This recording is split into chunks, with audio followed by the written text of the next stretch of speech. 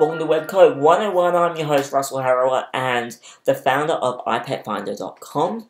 Now, I've been developing websites for over 10 years. I first started playing around with computers when I was 6, started professionally doing websites for people when I was 16, and I'm 26 right now, and part of the Netcast.XYZ family.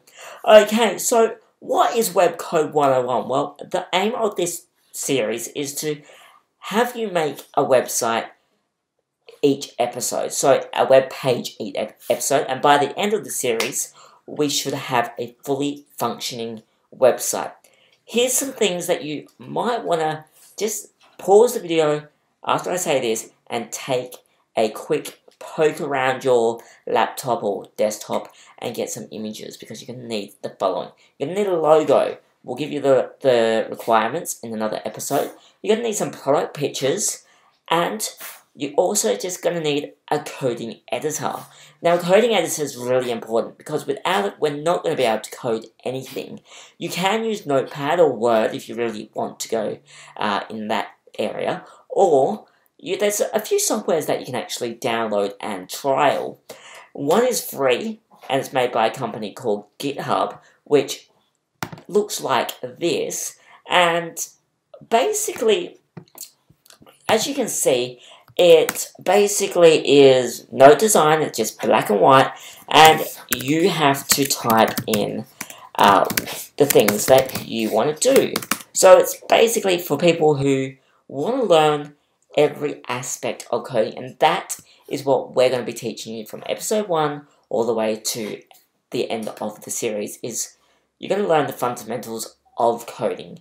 Now, the thing I like about this product is really it doesn't fill up the screen. You're going to have as little as you want, so you can put the video by the side here, and you can follow you can follow us while we do the page as well.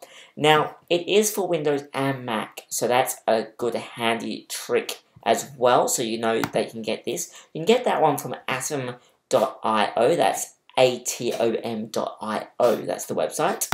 Now, the other one is most probably more popular and most probably more recognized on the market. Well, my dog just coughs up there.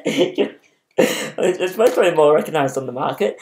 It's called Dreamweaver by Adobe. Now, they've released the Creative Cloud service, which is basically Adobe saying, okay, well, we know you can't afford $600, $700, $800 up front, so you can pay a per monthly subscription, about $14 to $24, depending on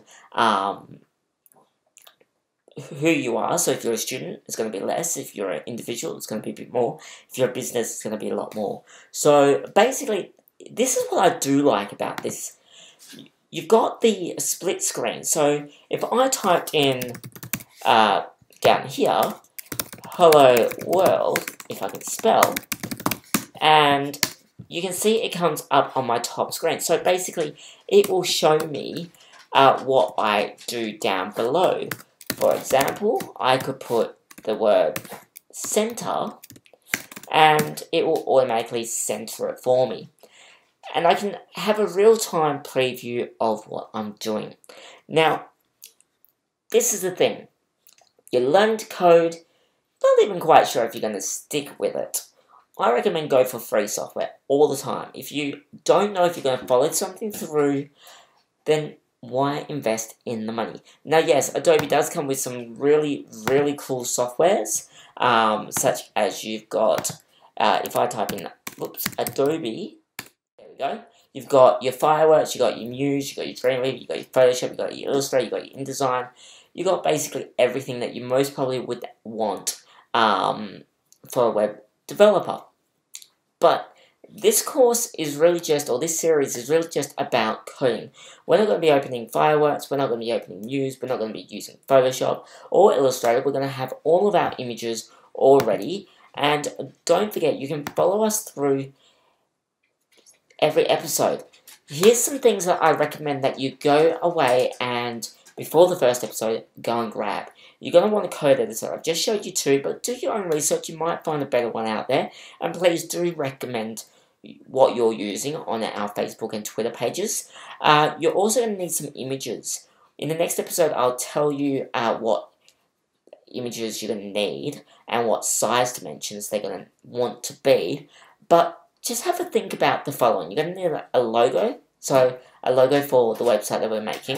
You're going to need some pictures or maybe some products, be it drink bottles or DVDs or basically any pictures that you want. But most of all, you're going to want a web browser, and it's important that you have the latest edition of that web browser. Now, we're going to be using Chrome throughout this whole series, so if you do have Chrome, this is how you check if your Chrome is up to date. You hit your preferences.